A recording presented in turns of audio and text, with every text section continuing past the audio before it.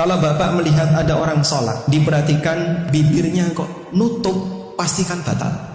Mengucapkan Allahu Akbar, hukumnya rukun sholat. Sehingga kalau ada orang yang sholat tapi tidak mengucapkan takbiratul ihram, ya batal sholatnya. Dan mohon dicatat, terhitung membaca jika ada gerakan bibir dan lisan. Sehingga kalau orang itu mingkem, bibirnya tertutup, maka tidak terhitung membaca. Makanya kalau bapak melihat ada orang sholat, diperhatikan bibirnya kok nutup, pastikan batal. Nggak usah lihat yang lain sudah, Pak. Batal sholatnya. Karena dia nggak mungkin bisa baca Fatihah. Baca kalimat satu kata saja, Allah, tapi dalam posisi bibir tutup. Maka dalam hal ini dia nggak bisa, sehingga apalagi baca Fatihah, apalagi baca Allahu Akbar, doa-doa yang lain, nggak mungkin bisa. Disitulah pernyataan yang pernah disampaikan oleh Imam Asy-Syafi'i rahimahullah. Beliau mengatakan, la tasihhus shalah illa bin nutq. Tidak sah salat kecuali dengan an-nutq. An-nutq artinya dia mengucapkan kalimat.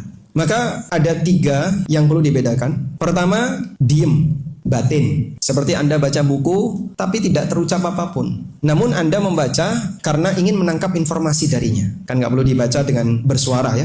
Ini batin. Yang kedua, membaca. Yang ketiga, bersuara.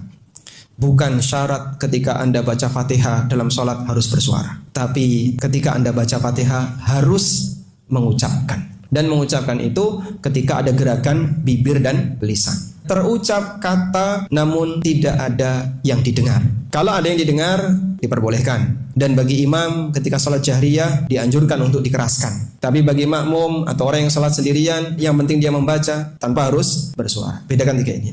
La salata liman lam yaqra bi ummil kitab. Tidak ada salat bagi yang tidak yaqra, yang tidak membaca ummul Quran, yang tidak membaca Al-Fatihah, sehingga salatnya batal.